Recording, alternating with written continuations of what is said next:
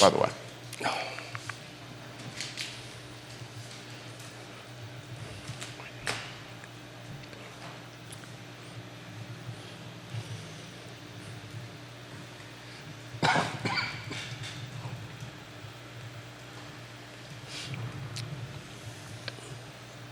Good Wednesday morning, guys. Jerry Miller, and this is Real Talk with Keith Smith. Thank you kindly for joining us. The show where matzo ball soup is a topic of discussion. It is a topic du jour. Yes, my friend. Soup du jour, matzo ball. That voice on the background you hear is the star of the program, the executive producer, a man who's battling a cold, who almost played hooky this particular morning to make a didn't even cross my mind. A jaunt down 64 to Richmond to Pearlie's for a pint of matzo ball. Maybe the best matzo ball in the area. So it's not a pint; it's a quart. Oh, it's a quart. A quart of matzo. Huge difference. Yeah, like double. That's a huge difference. Yeah, it's like a big double. difference. Yeah. How are you, my friend? Besides the cold. Oh man, I feel like a semi ran over me and backed up and splitting headache. Got sinus. It's all up in the head kind of thing. So as my father told me this morning when I said, "Hey, Pop, I got a split in the headache," he goes, "Son, you're not equipped to have a headache." Oh! Not exactly sure what that means, so he might be right. You're not equipped to have a headache. Yeah, no, it's just... Does that mean you don't have a head? That means I don't have a brain. Well, I'm not sure, does that... I guess you have to infer the brain. Yeah. Not equipped to have a headache? It's a New York thing. He was just busting my chops on that end of it. Yeah, so everybody needs to be super patient with me today, and but would love to throw some case studies and what's going on. We did end on Friday, that we were kind of betting. Here we go. Shoot a three shot. Three shot. Smith's already going sideways. That we were talking about that folks are putting homes on the market on Wednesday, Thursday, Friday, that kind of thing. We did say that.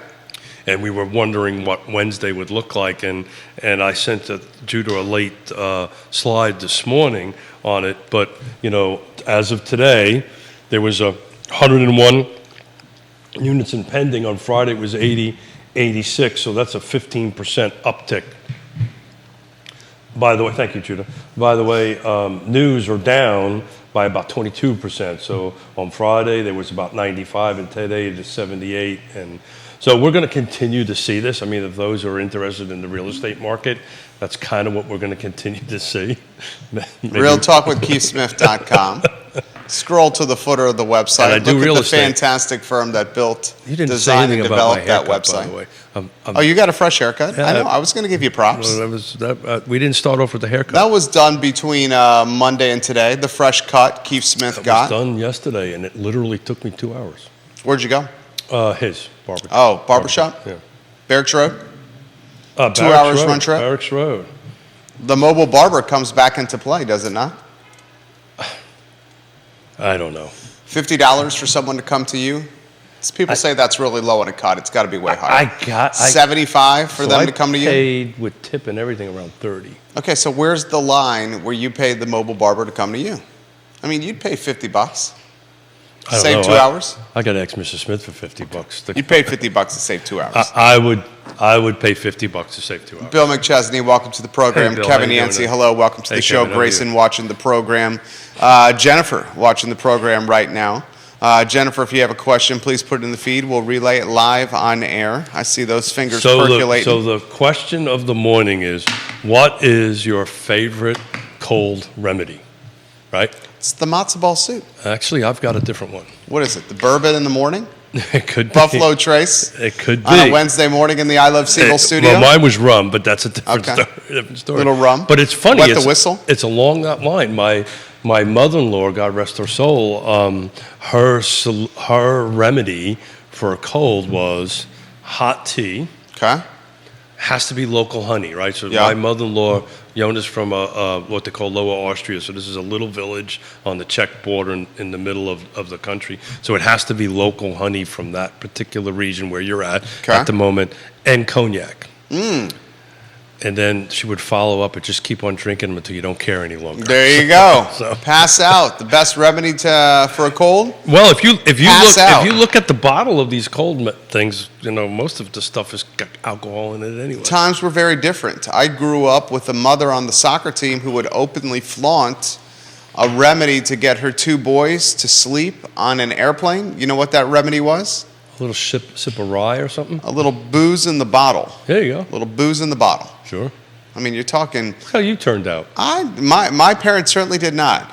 My parents treated the booze like the devil's juice, and as a result, look how I turned out.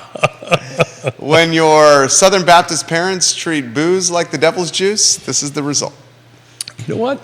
It's funny. I was trying to do something a little bit different today, and I was printing out 100 getting to know you questions. Oh. Right? Because I was thinking we'd talk about something other than real estate at some point. Okay. And that's interesting. I just learned something about it. Did I ever know that you were a Southern Baptist? I say on the show often that I was raised Southern Baptist, went to Catholic school, How did that work? And grew up in a Jewish neighborhood. Whoa. Yeah, religious mutt. Yeah, well, yeah. Raised Southern Baptist, and to the point of like youth group and big church on Sundays, then Sunday evening youth group, Wednesday fellowship. Is it Catholic or Southern Baptist? Wednesday. So how did the Catholic school get in the middle of it? It's a great school. Oh, it's a fantastic. So they school. weren't that much Baptist. They were Baptist enough. They were very Southern Baptist. They just prioritized education. Got it. And we're fortunate that they were able to pay for it. By no means a wealthy family though. Yeah. A family that was able to save and budget and prioritize, but certainly not wealthy. Remember those methods? Maybe the country can learn for some of those. Save, prioritize, budget. Well, might be a topic for a different show right there. That's maybe not a topic for a different show, but I did a little work yesterday, and I sent out a bunch of slides to the team here, because you constantly ask me about, has the market been this bad before, right? As far as inventory goes, and if you wouldn't mind putting slide number 1 on, Judah. So for those that are listening, what I did is I ran. Thank you. It's on screen. Judah. Keep it on screen for a little while there, J-Dubs. I ran a 10-year analysis, right? Versus active versus sold, right? So if you take a look at that, and those who may be listening can't see it, so when you get an opportunity, go on to Real Talk with Keith Smith and pull it down. But did you see the peaks and valleys in that, Jerry? Yes. So that is kind of what the normal real estate market looks like. It goes up and goes down. The times that are down are generally in the summer months. Right on that, the peak is usually in the falls and in the spring. But what I found interesting, because we get asked this question all the time, I'm going to ask you to jump to number 4 if you don't mind, Judah, please. So this is everything in the car footprint, right? So this is thank you, Judah. Single family, detached, attached, condos, new constructions, it's everything. Take a look at what's going on between April and May. So I think you're going to start seeing a substantial drop in inventory and probably sales going through into the summer. And the question is that a more normal? Are we back to one of these normal cyclical scenarios where we would go back in 2014, 15, and 16, start taking a look at where we were doing these peaks and troughs of inventory coming on? So, for those out there in the field, those out there doing real estate, I'd love to see what they're seeing in their world out there and jump in and feed into it. But I think we're going to probably start seeing a little bit of a bottoming out of inventory. Now, what did inflation do? Inflation dropped a little bit. I'll take a peek here in a second. I think it was like 4.6 or something like that. I saw it come in this morning. So, the lowering of interest rates might change everything I just predicted. Well, I mean, depending on who you listen to, some folks say the line stays where it's at. Some folks say by the end of the year, rates will drop. Some folks say if inflation doesn't stop running hot, we may raise rates again. So depending on who says what. Yeah. Inflation eased to 4.9% in April, less than expectations. Comments coming fast and furious on today's talk show as we're live on every social channel. Coach Stephanie Wells Rhodes watching the program. Stephanie of the Intrastate Service Company family and also of the Monticello Little League. Quarry Park and that Little League over there are absolutely fantastic. Little ISC too. Our oldest is a part of that league. Oh, really? She says, my mom's theory was always rest, and I passed it on to my kids. You need to go to sleep was the remedy for everything. Okay. That should be the remedy for our boys, but our boys do not listen. See you later. My oldest son, our oldest son is 5 years old, and he is sleep adverse. Now, when he sleeps hard, but he resists. Getting him there is the hard part. He resists sleep. Chuck Ramey, I'm glad it's working now. Maybe this is a little bit of that, a little something in the milk kind of thing. No, my wife would never go for that. The only thing that works for our oldest son is dramatic amounts of exercise. We have to run him like he's a puppy. Like what's a good puppy? A tired puppy. What's a good toddler or a little boy? A tired little boy. That's what Yonna says about me. What's a good husband is a A tired. tired. Go ride your bike, Keith. I think literally what she said. Go ride your bike. She literally says that. She literally says that. Get out of my face. Go ride your bike. I have enough of you. Go away. Todd Rath watching the program, Hey, the Todd. owner of Blue Toad Hard Cider. He's a real estate investor himself Yeah, at Smith Mountain Lake. Grab a little bit of blue toad, and maybe that might fix my cold here. He says he ODs on vitamin C. He chugs water. He eats 2 packs of ramen for the high sodium, a steam shower, and then he passes out. That's how he remedies. So we're back to cold sleep again. or a sickness. I mean, the sleep is a no-brainer. Yeah. Everyone needs sleep. That's one thing I don't do enough is sleep. How much hours a night you get sleep? Since our youngest has been born, I think my wife and I would both say that a full night's sleep has been non-existent in the last 5 months. I was lining up for the race I'd say that's fair. on Sunday. Yeah. And there was, and if you ever do something like this, you're kind of scouting everybody out. And figuring out, okay, well, this guy looks like he's going to like. Who should I pair with? That's exactly. He did a bike race on Saturday, guys. Sunday. So, so, that's when you start you're trying to figure out, okay, which one should I pair with? And I'm sitting next to these guys, and they're talking, oh, man, I only got 7 hours of sleep last night. Yeah. And I went, don't pair with them. I said, well, first of all, I went, those are not the guys I'm pairing with. And then I tapped him on the shoulder, and I said, you know what, I'd kill. Oh, maybe that's a strong thing. But I cannot remember the last time I had 7 hours uninterrupted sleep. 7 hours of uninterrupted sleep would be a godsend. Sorry, I lied to you. When I had COVID. You got it? I got But you were that. sick. I got that. Yeah, that's different. But I 7 hours of sleep that you... Wait till you get to be of a certain age. Well, I know, you've mentioned that. You hit the head constantly, right?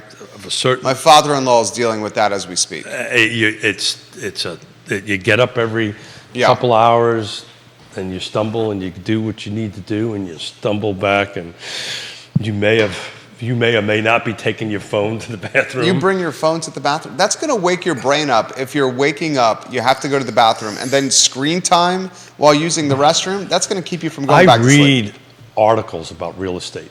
I actually literally do. No, I mean, so do I, and I know you do. I know you're very well read. Jamie Turner, watching the program, said Jamie. During COVID, a barber that he went to had a price for a haircut if you wanted to skip the line and not wait. You know what the price for that haircut was? $100. $1,000. What? $1,000. If you did not want to wait in line. Now he's in that D.C., Northern Virginia scene up there, but a G note. If you did not want to wait in line for a haircut, I would never pay $1,000 for a haircut. Would you not, viewers and listeners? What is the price for a mobile barber to come to you? Jamie Turner, I mean, he says, and he said it in previous shows, that my $50, $75 comment for the mobile barber is way too low. It's unrealistic. Well, it depends on the wear, right? it depends on the where. If Northern Virginia, the where, that number's a little. My concept is. So to tie this into real estate, Yeah, please. right? And then I have a question for you about VCU and VCU paying $73 million to get out of a piece of commercial real estate where that would have translated into a 25-year lease and $617 million in rent payment. So VCU said, I don't want to pay, I'm going to pay $73 million now to not have $617 million in rent payments over 25 years Yes, in they Richmond. bought themselves out of a lease. Yeah. Yeah, that's never a good They're idea. catching serious you-know-what about that's- this. Because this is a school in Virginia, former Governor Wilder is saying Youngkin should intervene, should fire the VCU president, and should do a serious investigation into how this school is spending $73 million to buy themselves out of a development project. A lot of questions. So was it the school? Or it was like- VCU Health. Okay. So is VCU Health the same as the university? Because in, Similar situation as UVA. UVA. That's exactly right. Yeah. So it's not actually the university. Similar situation. But the president of VCU oversees VCU Health. Which is not the case. Very different than UVA. Than UVA. Yeah. Very, very Yeah. different. Than So UVA. Wilder, who works for VCU as a professor, Wilder, who has a government department named after him, Sure. held a press conference yesterday calling for his boss to get fired. By the way, I like your pocket square. Thank you. It was a gift from my mother-in-law. Oh, cool. We should talk about that. We should also talk about this. So This I is was a trying. topic- I was trying to pivot from that because I'm not read up on that. So I'm gonna have to follow your lead on it. And if you don't mind, tag Jesse Rutherford. It's his birthday today. Jesse Rutherford, happy birthday. I think he's like 22 or something. Stop. Jesse, if we put the over-under at 30 for Jesse Rutherford, do we take the over or under? I think he's under 30. I'm supposed to know that. I think he is. I don't think he's over. All right, if I'm putting over the 30. supervisor in Nelson County, comes on the I program. mean, I can cheat. I could friend look of at- mine, friend of Okay. Keith's. I believe he's Judah, over- three shot, Judah. If we're putting an over-under at 30 years old for Supervisor Rutherford, you would not take the over? He's taking the under on that. I would take the over all day. Yeah. I think I'd take the over as well. I'd take the over as well, yeah. So we should find out. I'm not so sure. What do you mean? I remember having conversations with him how impressed he is. I'm looking now, Judah. Impresses me as a guy that 94. Damn, dude, he's under. yeah. Judah, you and I are wrong. Yeah. I really cheated Barely. because I knew. He's 20. You knew? I knew. You knew he was 29? Well, I knew he was under 30 How'd you know? because I've had this conversation. Okay, with him he's before. 29. Jesse Rutherford, we don't I mean do. to age I you. do actually remember stuff. We don't mean to. Oh, is he? He's watching. Yeah. He's Well, watching. Jesse, we don't mean to age you right there. I Judah wish- and I both took the over Well, on 30. He's 29. He, Well, I'm gonna- he commented this morning. On the show, No, on the on the promo on post. Keith's post. Yeah. So a little hats off to him. Oh, Right? dude's the man. Love No, Jesse Rutherford. Just think about this. Jesse, I love you, dude. Under 30, much like Gore, created internet in Is he? Nelson No. County. Instrumental in bringing Sorry, fiber. I got it. Instrumental in bringing. No. Are you doing a If you three-shot, Judah? listen to him, he Get created. Jude on a three-shot. He's the one that created it. That's not true. Yeah. Well, we're going to give that to him. Jesse As Rutherford. long as I'm the executive producer. I'm gonna give that to him. instrumental in bringing fiber to Nelson County. Yeah, whatever. Okay. I like mine He better. was. He Yeah, was. He was. Well, actually, in fairness, it started long before him. He just took it from a little groundwork and turned it into something also. But just think about this. Oh, geez, Jamie Turner, correction. The $1,000 was during college in Farmville. Jamie Turner, did you go to Hampton Sydney? Oh, time Was out. it Hampton He Sydney paid College? He was offered $1,000 in Farmville? No, he said if you want to skip the line when he was in college in Farmville. It's got to be HSC, right? Were you at HSC? Were you a Tiger? In Farmville. You could skip the line for a Gino. That's no Northern Virginia. I think it was more a statement of privilege. So- that if you wanted to do this, it's going to cost this. If not, shut the hell up and go back to your spot. That's. Oh, yeah. But I think a mobile barber in Charlottesville could command if they said my Tuesday. So let's do a business plan on that. But I want Yeah, to he get went back. to Hampton Sydney. I want to get back to Jesse and continue A my lot of kudo. wealthy private school Hampton Sydney students there, Jamie Turner. A lot of Woodbury Forest matriculates to Hampton Sydney, Jamie Turner. Yeah. Did he play A lacrosse? lot of Walsingham Academy. Did he play lacrosse, My alma Jamie? mater. Jamie, were you a lacrosse player? You know what, Jamie? I think Jamie went to Woodbury. A lot of Woodbury matriculate. He is. He is a Woodbury Forest. I knew a lot of Tigers, but I forgot he was a Tiger. He went to Woodbury Forest, which means he's a double Tiger, because Hampton Sydney's mascot is the Tigers. Woodbury Forest mascot the Tigers. A lot of Woodbury Forest matriculates to Hampton Sydney. Well, my daughter used to swim there all the time. So a lot of the school I went to matriculated to Hampton Sydney. Yeah. Good school. I could have played soccer there. So back at Jesse. Jesse Rutherford, 29. Under 30. Yeah. Chairman of a board of supervisors. Second term? Second term. Yeah. Engaged. Has a successful construction company. Owns multiple real estate rentals. Owns multiple real estate companies. Real estate rentals. Rentals, exactly. Yeah. And bust his butt. He always does a great job. So I just wanted to give him a little bit of kudos. And my address is Jesse to send $100 to is. I'll Venmo me. Jesse's a good guy. I want to throw this to you. This is important. This is real estate. We're back on VCU, or we're just... No, this is. You said you didn't want to talk about that. No, I'll talk about VCU. I mean, if you're not up to speed, I can't ask for your take. You can ask for my take. I'll quick do it. It's pretty simple. They bought themselves out of a lease. Yeah. And that's never. I don't care if you're VCU. You don't think that's a good use of money? I had no. Well, problem. that means it's a bigger problem. Well, the $617 million was the bigger problem. Yeah, there's a bigger problem. They picked the wrong property. They got the wrong organization. Yeah. Market changed, whatever. And somebody made a business decision. It's cheaper to do this than to do that. Yeah, that's what they did. Or depending on where the building is located and all that stuff. Because I know commercial real estate. I do a fair bit of it. Usually what happens with that, there's a renegotiation of the lease, right?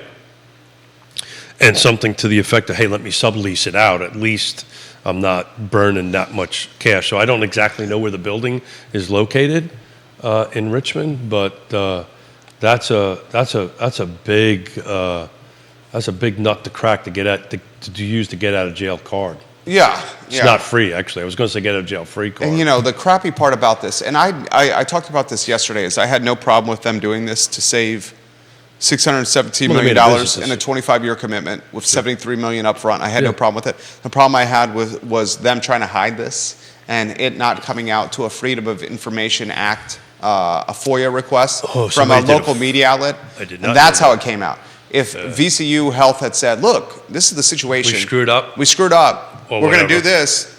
I would have been like, smart. Good job. But the fact that it came out that way. It is always the cover-up. Right. That gets you into trouble, or not necessarily a cover-up, but the lack of transparency, that gets you in trouble. That's one thing with us, right? We're about as transparent can be. I mean, my wife would call me overshare Jer over here. So here's the question I would have for you. We should get our wives together because they would tell stories. Here's the question I have for you is this, could this ever happen locally in Charlottesville? The question Judah and I were asking was, does UVA do everything from an ownership standpoint? Which, if this was an ownership standpoint with VCU, they obviously would not back out of this project because they own the project. Yeah. So that's the question I have. But that becomes a whole different problem. Yeah. But, does UVA do anything in real estate where they don't own the project? So I don't have enough information to that, but my guess is going to be no. That's the question. That was the question from yesterday. They own everything. That's the reason they have the foundation. Well, I mean, VCU has a foundation. Yeah, I don't know of. There may be some small. Let's put it this way. This is a medical facility, apparently. Yeah. Is what it was. Yeah. Right. It was not an actual hospital, but like a doctor's office. Right. That kind of thing. Yeah. I can assure you, they will own. I mean, that's a question for anyone watching this program. I legitimately don't have the answer, and I would like to learn. Yeah, my suspicion is that, I can text somebody right now and probably find out real quick, but, just as much involvement I have with the higher ups at UVA, it's all about ownership. Okay. Right. And that's what you want to do anyway, right? 100%. But it's a different story, though, if they own. So they're buying. UVA has a position. Here's a curious question. I legitimately have a curious question here. UVA has a position in Midtown next to Cardinal Hall. They have, what is that, the Venture the venture office next to Cardinal Hall there? Doesn't Corin own that business? He probably does. Doesn't Corin own that building? So the Are they renting from Corin there? They probably are. My point is something of this substantial size, I cannot see UVA. I may be wrong, but I can't see UVA. Doing it without calling the shots as an owner. Sure. That's? I mean, it'd be pretty hard to get past Darden real estate without knowing that ownership is the key. Why, Then why did VCU fall victim here? This ain't a great look for VCU. We're not in the room, so it's pretty hard to determine what it is. Maybe they couldn't acquire it. Maybe they didn't want to do it. Maybe I don't know when it went in. Maybe somebody made a better decision. That's what they wanted to do at the time.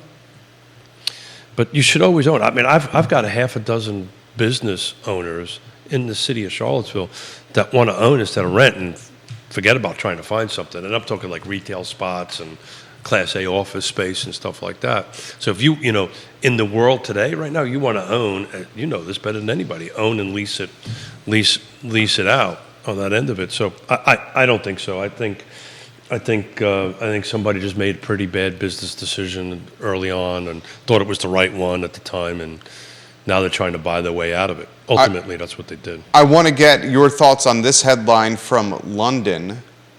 Renters and potential home buyers in the United Kingdom are now able to borrow up to 100% of the value of property without a guarantee or deposit in a new mortgage plan introduced by the Skipton Building Society. Yeah, so it's a bit of a slippery road. 5.49% fixed rate on a mortgage for 5 years, then the rate adjusts.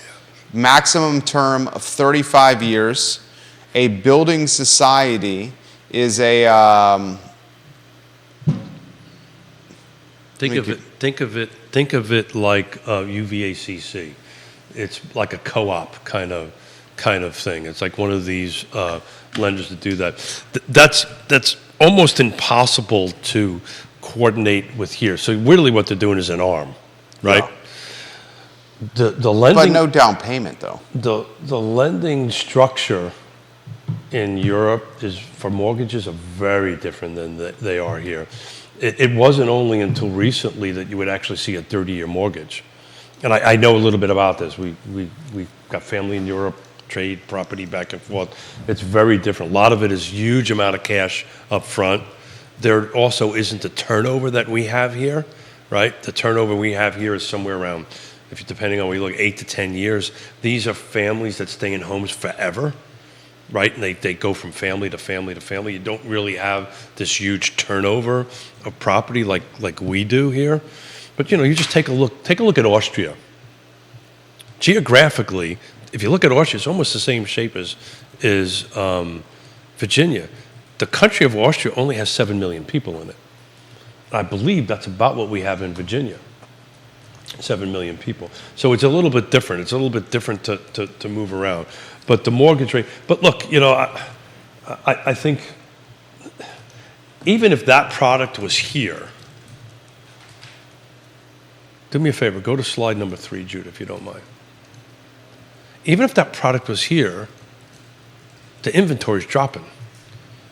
If you look at the end of April, the first 10 days of April, we're dropping, we're plummeting. I think it's going to pick back up once we get to the back end of April. No, it's not going to drop like this one. It's not going to be at that steep of a drop. But what it'll be is it'll continue to go down here. But we're probably, I'll bet you, I won't butt my mustache anymore. But I'll bet you. Smart guy. He learns. I've done that once. I'm not doing that again. But you did win the bet. Interestingly, the bet that you won was the bet you had the most to lose. The mustache. The bets you lost, I felt really comfortable. Bottles of booze, which in the grand scheme of things, I know you fairly well. You losing a bet on a bottle of booze is not really a loss for you because you like to have a good time. You know about the story about it. Yeah. So that was a huge bet for me to make. I know it was. I'm shocked you made that bet.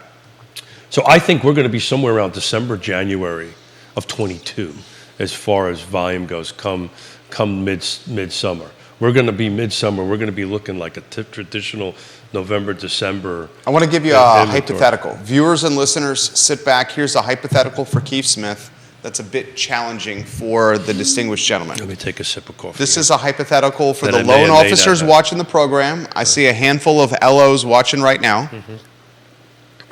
This is a hypothetical for the real estate investors watching the program, the elected officials watching the program. I see a couple of you watching right now. For the small business owners watching the program, for those that are lobbyists watching the program, I see a couple of you watching right now. This is a sizzle reel waiting to happen. Oh, great. You could start with what I'm saying here, Judah. So, Judah, how's your day going? Anyone listen to this hypothetical because it's a very real possibility. Are you ready for this? We would say we're undoubtedly in a real estate inventory pinch right now. And we've been in a real estate inventory pinch for how long, Keith? For a while. For how long? Estimate, back of the napkin. Back of the napkin, I think we've been in an inventory pinch, oh God, a couple years for sure. Let's say the real estate inventory pinch does not improve, and in fact, it worsens as homeowners like yours truly stay in properties longer because we've secured 2.75% interest rates on 30-year fixed. I think that was happening regardless of interest rate, but go ahead. If this inventory pinch does not improve and it persists, and we go another 18 to 36 months with inventory levels that are meager, as slim as they get, what does that do to Central Virginia? The economy, to colleagues, to various businesses associated with the supply chain we call real estate. I don't see this pinch improving. How's it going to improve? Yeah, it's kind of, to be honest with you, it's kind of why I picked these questions, right? Let's talk about something else. We've been talking about this for quite some time, probably as long as the show's going on. If you go to slide number 2, that's going back 5 years. We're taking a look at active versus sold for 5 years. So about around December of 2018, now this is the whole car footprint to include the other side of the mountain, right? We were like below 200 active listings, right, in a month. We're probably going to be at that point now. We're at right now roughly 400. I think you're going to see probably in the next month or two that number start tweaking down a little bit unless this interest rates drop a little bit. I don't think the interest rate drop is going to encourage I'm talking about people. the mortgage rate. I don't think that's going to have folks putting stuff on the market either. So it can never drop to 2.75 or 3. So the struggle here. Never's a strong word. It's not going to drop to 2.75 or 3. Oh, no. 5%. I think sub 5 would be extremely lucky. But we've got all these things happening to us, which is really unique, right? We've got people that are in the home that 2% interest rates, they can't move out. We've got people staying in a home regardless of interest rates, double what they used to. It used to be 5 years, now it's staying 10 years, and depending on some of the research that you're reading, when people at the closing table ask, they're like, I'm going to stay in for 15 or 20 years. That's probably not going to happen. But people are staying there in a hair longer. You got people moving to the area. We're not building anything more. We're not building anything more. You got people moving to the area. You got no political capital for more growth. And Neil Williamson puts on Twitter and on the Free Enterprise Forum, a planning commissioner legitimately in Elmore County says on the record, I don't think there's the political capital in Elmore for more growth.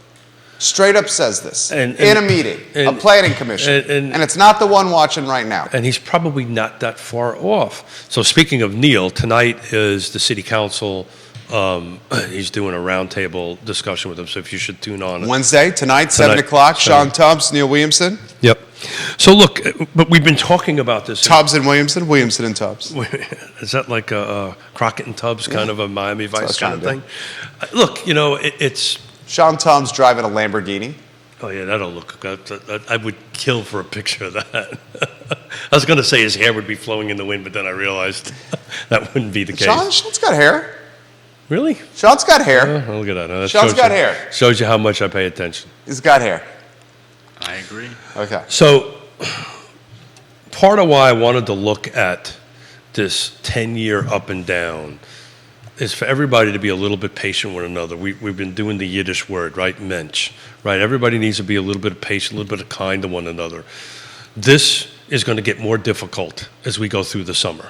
And this is when everybody's better side of themselves need to show up at the table, right? So, this is not going to get better anytime soon. I'll tell you, I was talking to Yonna on the way in, and I've said this before. This may sound really weird, but I am super pumped about this market. I am pumped.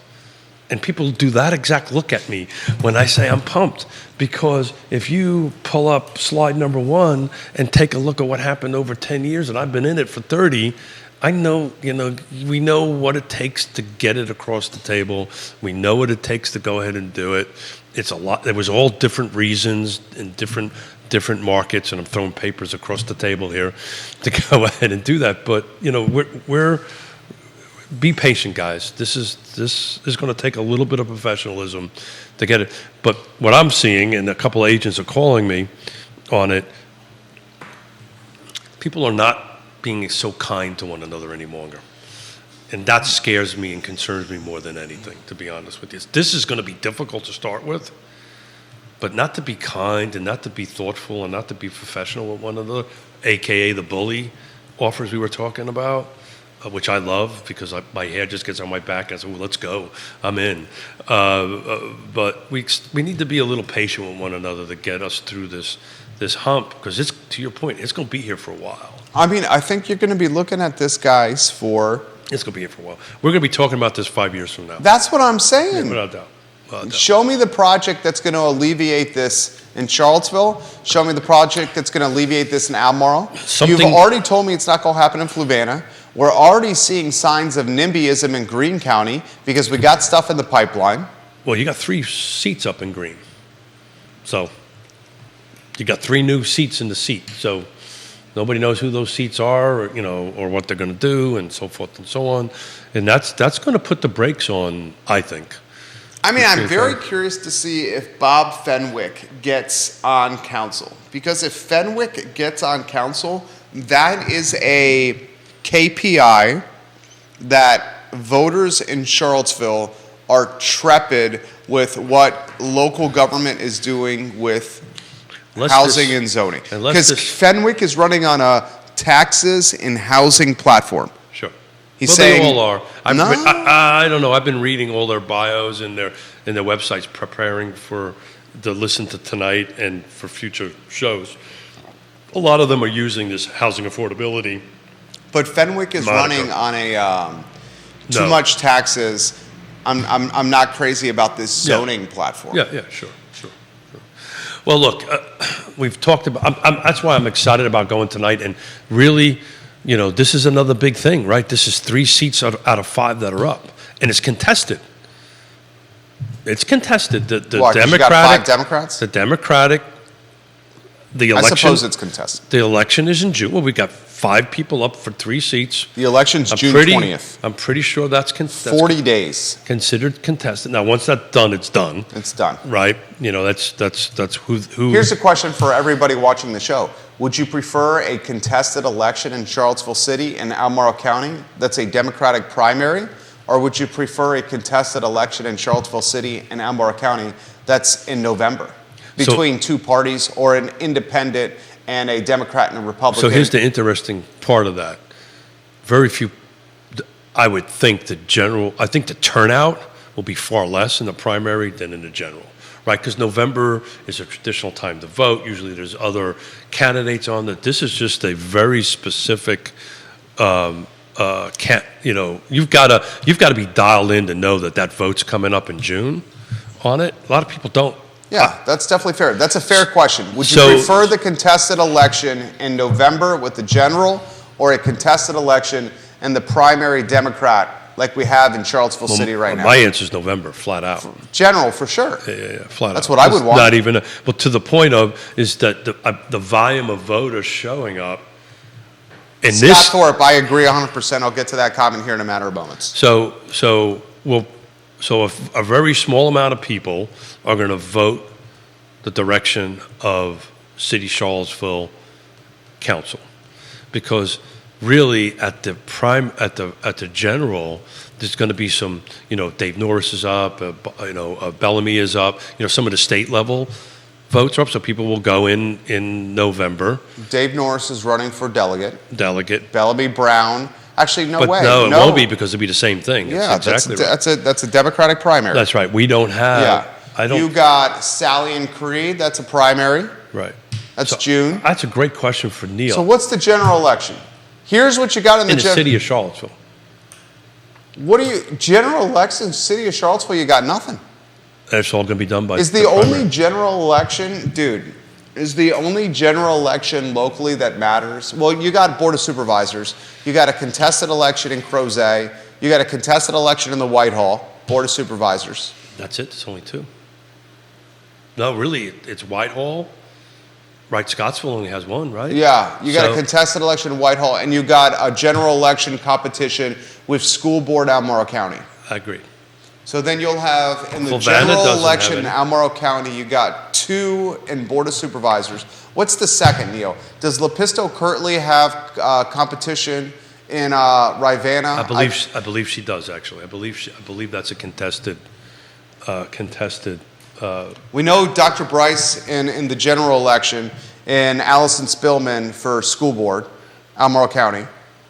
That's November. So back on the city. To his point, this November election is going to have very few voting options because the primary in June is going to determine a lot of the sexy races. The primary in June will determine the sexy race that is city council, delegate Norris Brown, Katrina Colson, and will also determine Cree Deeds, Sally Hudson. I think even in Flavanna, there's not contested.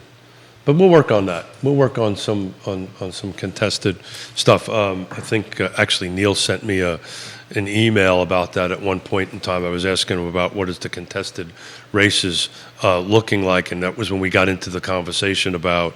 I actually shared some information with him that there was 3 seats up in Greene County, not 2. Neil makes the point: independents still have time to file paperwork. Yeah. He's 100% right. Scott Thorpe for Keith. Well, just for the viewers and listeners in general. Scott Thorpe's in the business. He's a realtor. He says he's a realtor and a broker. Scott Thorpe. He says if inventory remains this low for 18 to 36 months, per Jerry's hypothetical, then we're going to see a couple hundred realtors depart this business. Yeah. So that's kind of what I was talking about by looking at that. Yeah, we've talked about this, I think, a couple of times. I'm anxious to see in our first week in November show how many agents got out because their dues are up in October. Right. How much are dues?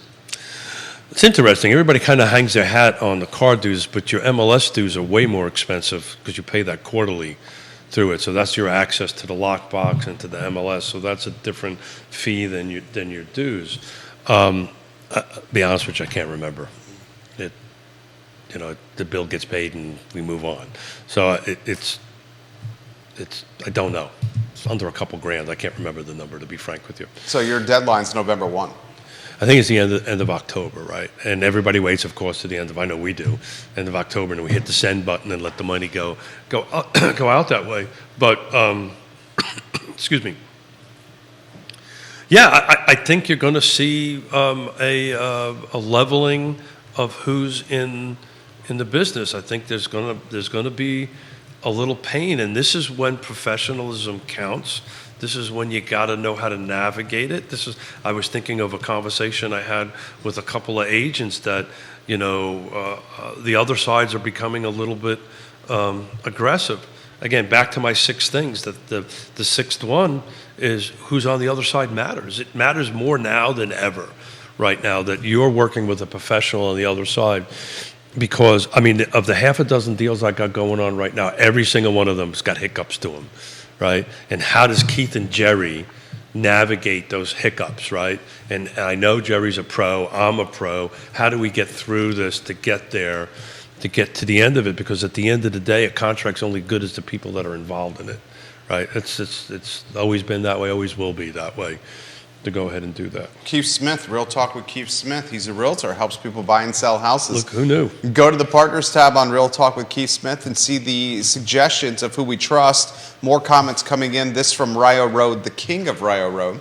Jason Howard says, with tight inventory and retirees with cash winning quite often in bidding wars, when you are still talking about this in 5 years, how much will the demographics of Albemarle have changed? Great question. I think it'll look more like me, age-wise. Albemarle and Charlottesville City are trending older. So I think you're gonna. We've been talking about this. You're gonna have there's two buyer pools. I've been saying this for, I think, as long as we've been doing this show. There's two buyer pools. There's me. There's the boomer. And there's the wealthy millennial. And then there's the millennial that's got the multiple six-figure plus jobs. Right, that's it. That's and everybody in the middle. That's the reason you call it the missing middle, right? The missing middle is both physical, right? Townhomes, apartments, that kind of thing. But it's also economic. It was interesting when I did the regional housing partnership missing middle, moderated it. I did one of these questions that everybody got a poll on their phone. What define missing middle to you? And it was interesting. Half the room was physical and half the room was financial. So it kind of tells you we're right on the right spot here. But that's what's going to happen. The missing middle is going to be how do we help the housing affordability, how we help the middle. And that's what this conversation, I am confident tonight when I show up to see Neil and Sean, talk to them. Okay, Are guys, you going to be there in person? I plan to be there, Very nice. Unless this cold beats me up a little bit in the afternoon, but I'm hoping to be there. I want to be there. I want to see how these potential elected officials answer the questions. I really do. I think this is probably what we've got some really big elections happening. I don't want to say we have a lot of big races happening because we have huge races. Three of five seats. When you say race, I think we're doing competitive stuff. Once the 3 of the 5 seats on city council are up for election. 3 of 5. Understood. 3 of 6 on board of supervisors in Albemarle County up for election. Got it. 4 of 7 on Albemarle County School Board. Majority on school board, majority on city council, and half in Albemarle County Board of Supervisors. And also Green is majority. I mean, look, we big Flavanna time elections has here. 1 or 2, I think, up there, which is not a majority on it. But but if you take a deep, and I'm reading this email that Neil sent to me. Thank you for doing it. The reality of it is, they're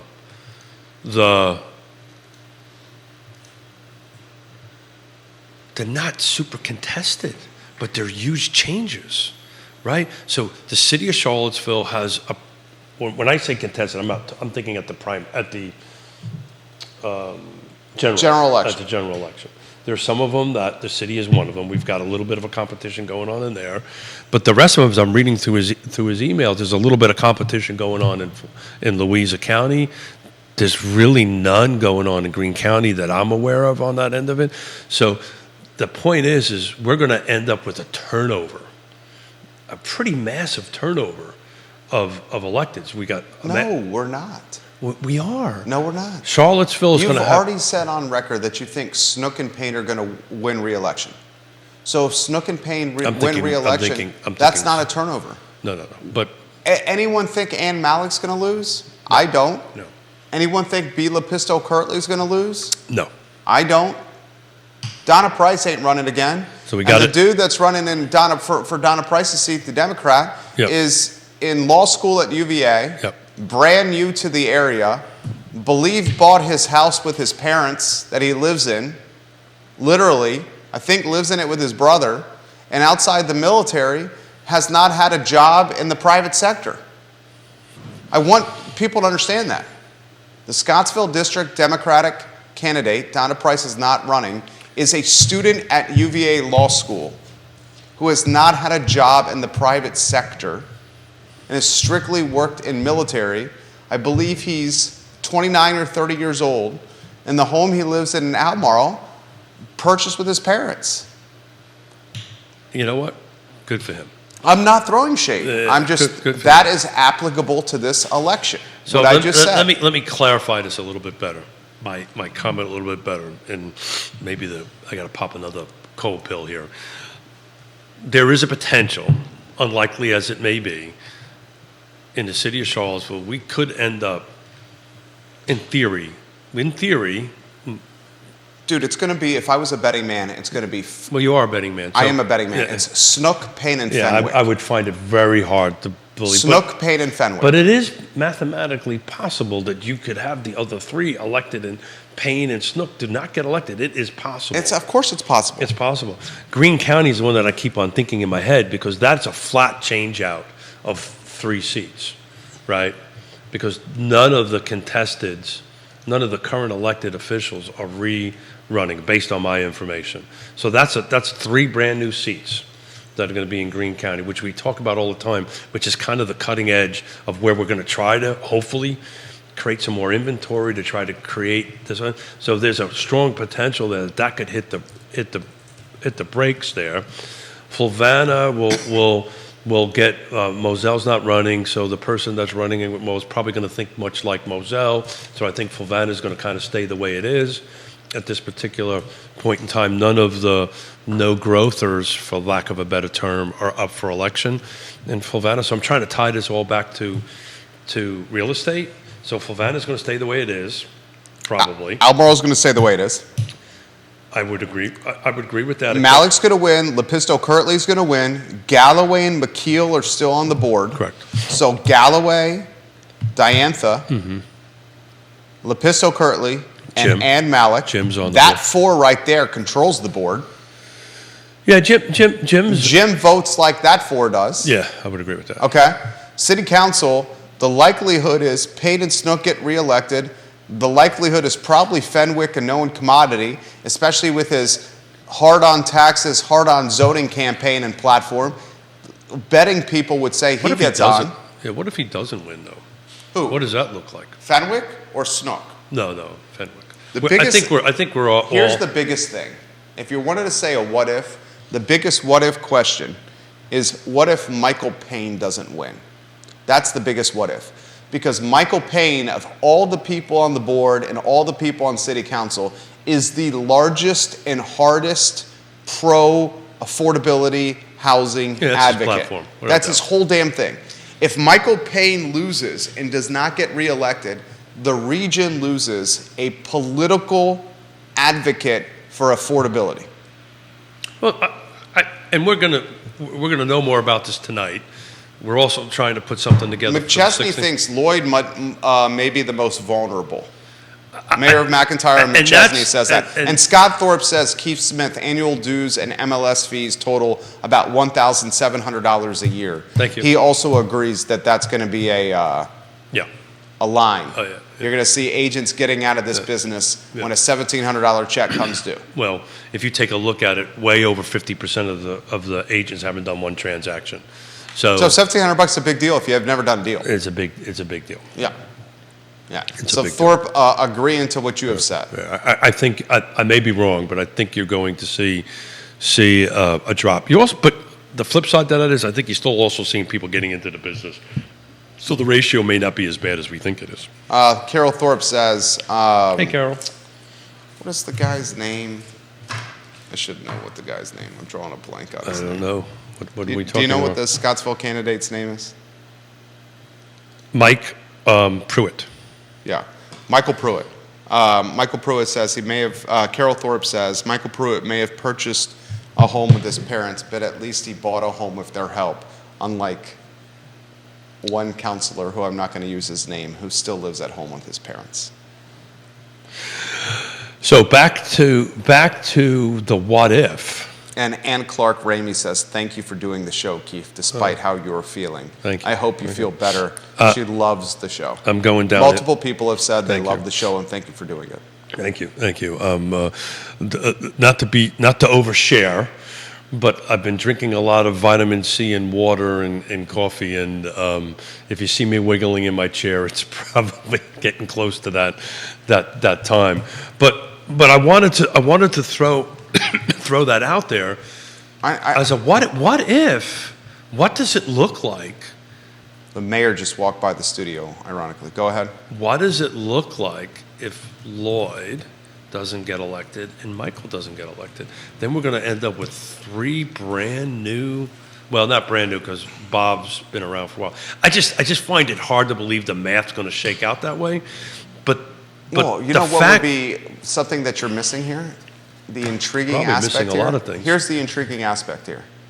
If Lloyd and Michael don't get elected, that means Deshaun Cooper, Natalie Oshrin, and Bob Benwick do get elected. Yeah. Mm-hmm. Cooper and Natalie are both in their 20s, so they would undoubtedly bring a youthful mindset. Sure.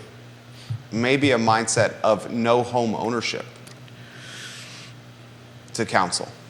I've been reading both of their printed materials. No, them currently, I'm saying, not homeowners.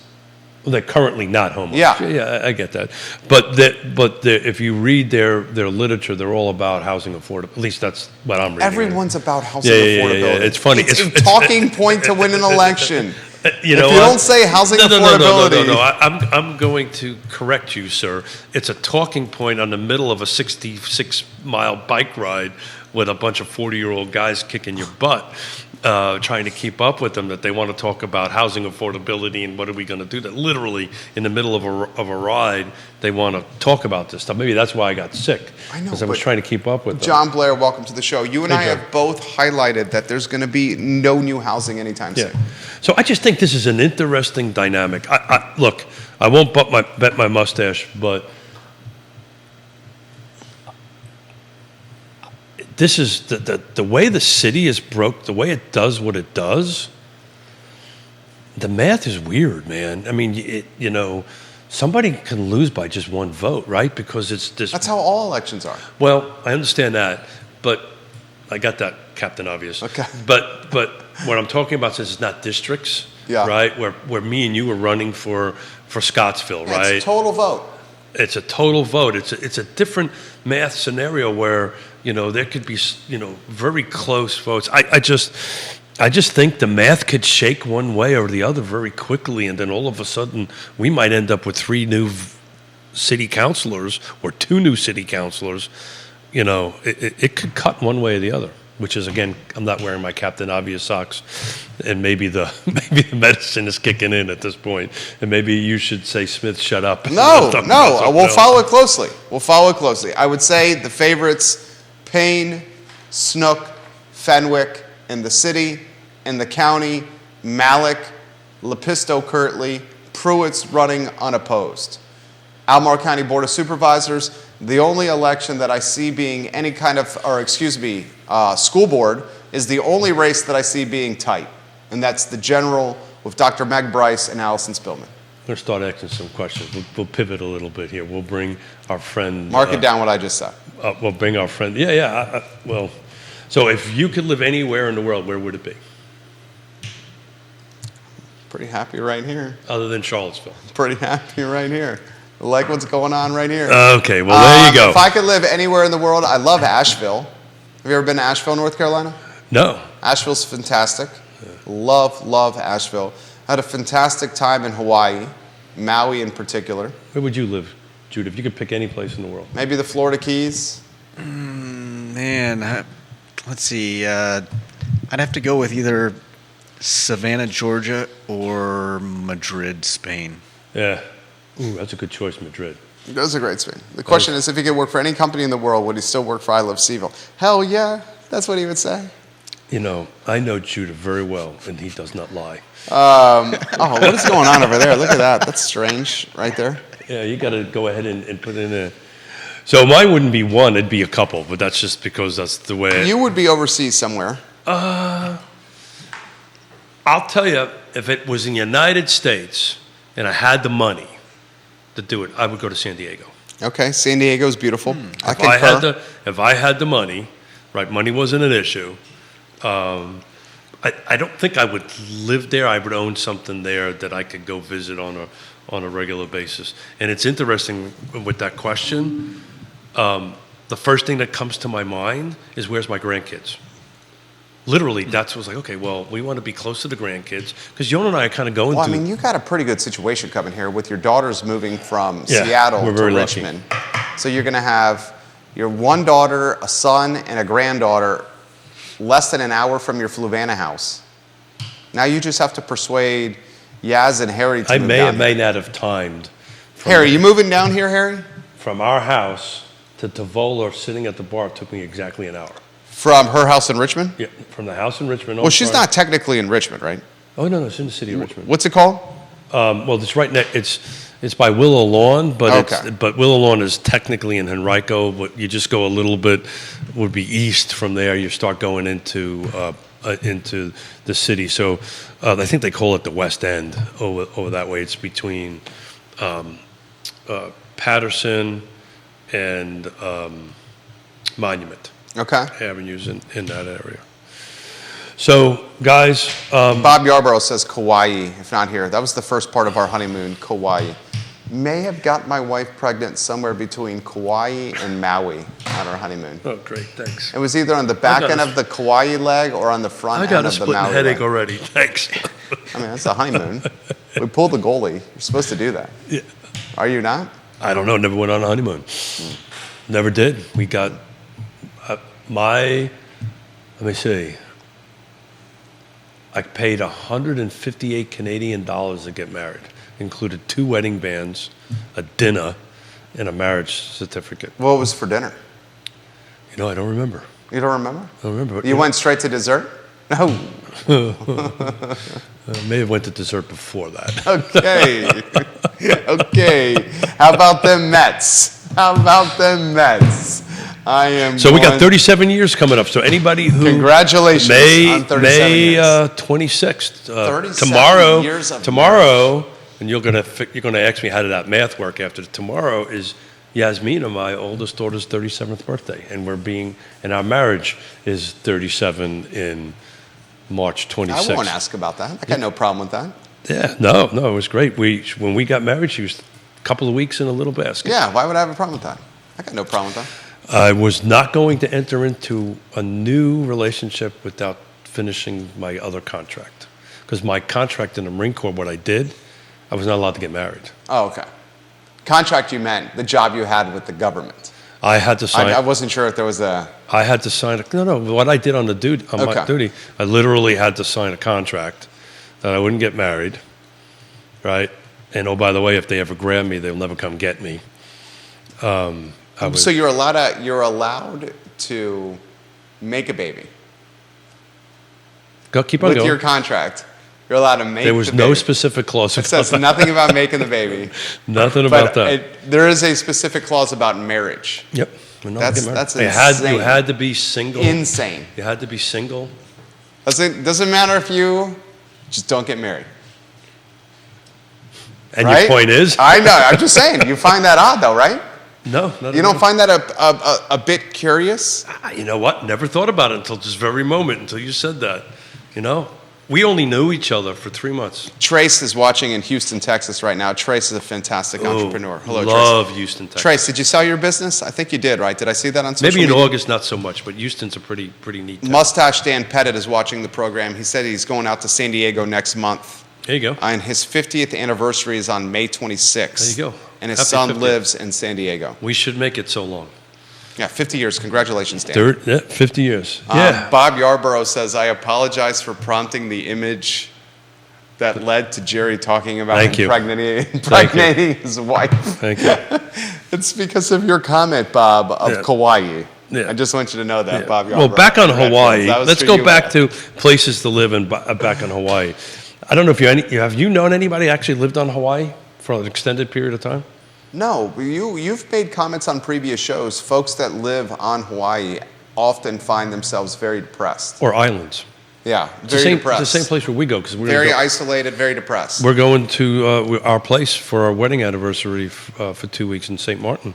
It's not our place, but this is where we go, and it's an island. And we're asked all the time, well, why don't you move here? Man, any conversation I've had with anybody that's an expat that lives on an island like that, they're either getting off every 6 months or every 3 months because that's it. You're on an island. I mean, You get stir crazy. One thing I did learn during our time in Hawaii, and we spent a couple weeks, was you have 3 types of people in Hawaii. You have the tourists, you have those that are serving the tourists, Sure.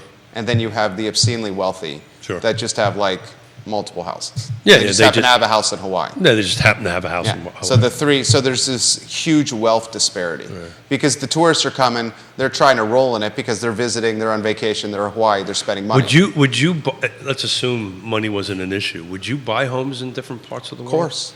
Yeah, I would never do that. Actually. Why not?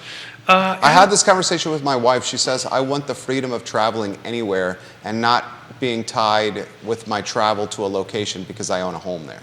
So before the birth, that's what she said. Before the birth of Airbnb, I would have been in the same boat. About 20 years ago, I would have been saying the same thing. Of what my wife said? No, what you're saying. Of owning homes. Yeah. Okay. 20 years ago, I would have said, yeah, let's do that. Now, we're actually looking into this thing called nesting. Okay. Have you heard of this? No. So what happens is you own a home in wherever. Let's call it Hawaii while we're on Hawaii. Okay, sure. I go live in your home for 3 months. Call it Maui. Maui, whatever it is. Yeah. And then you come live in my house for 3 months, and we swap houses. Okay. They call it nesting. And is it free? No. There's some fees and stuff like that together with it. That's brilliant. But that's what they do. And I know actually Why can't you just do that with your buddies? Oh, yeah. You're supposed to have those? Come on, you have friends. You just go to your buddy. You have well, I guess it would be difficult because you would have to have the buddy and like having the pad in the sweet spot. Yeah. Because you would want the buddy to have. I'm not going to, You don't want your 72nd and 3rd in Bay Ridge. At, let's go hang out in Bay Ridge again. Walk down the street in my John Travolta. The mayor just walked by again. I know that my John Travolta not spandex, polyester suit, walking up and down. That's the first time you've ever referenced that. Yeah, I'm not a big fan of that movie. Why? I grew up in the neighborhood when they shot. I literally grew up in the neighborhood that they shot it in. Trey sold her business in Houston, and she's going back to teaching high school math in the fall, she says. Oh, good for her. Grayson, is that a passion job? It's a passion job, I bet you. I bet. It's a passion job. Good Grayson, for her. Grayson watching the program right now, you guys are absolutely on point. This show, I say this comment often on this show, I come for the real estate, but I stay for the chatter and the conversation. Great work, boys. Thank you, Grayson. Thank you, Grayson. Bob Yarborough, you talked me out of it. I'm staying at Hayrake Lane in Redfields. I'm not going to Maui again or Kauai after that visual, Jerry. Thank you. Oh, Bob Yarborough. I love you, Bobby. But he's right, though. I took that off of my list. Genuinely, Bob Yarborough's positive energy is radiating on the set right now through the comments section on the I Love CVille group on Facebook. I hate to be the party pooper, folks, but I'm fading fast. And you have to go to the bathroom. I need to use a little boy's room, and I need to pop a pill. My head's I got a pulsating headache at the moment. Keith Smith, Judah Wickower, Jerry Miller, Real Talk with Keith Smith. Show archived at realtalkwithkeithsmith.com. Show presented by Yes Realty Partners. Keith Smith back in the saddle on Friday at 10:15 a.m. Without a cold, I hope. Pull the partners tab down, please. Support them. Support them. We couldn't have this fun without them. They're a lot of fun. Please, please, please, please, please, please. And you know what? I've got to give a shout out to all of them. Oh. We haven't lost one since we've been, right? No. Right? No. Every one of our partners have been with us the whole time we've been doing this, so thank you so much. I love it. Keith Smith, Judah Wickower, Jerry Miller, I Love CVille Show, T-minus 1 hour, 1 minute. So long, everybody. Keith, that was fun. Can I go now? You can go right now. Thank you.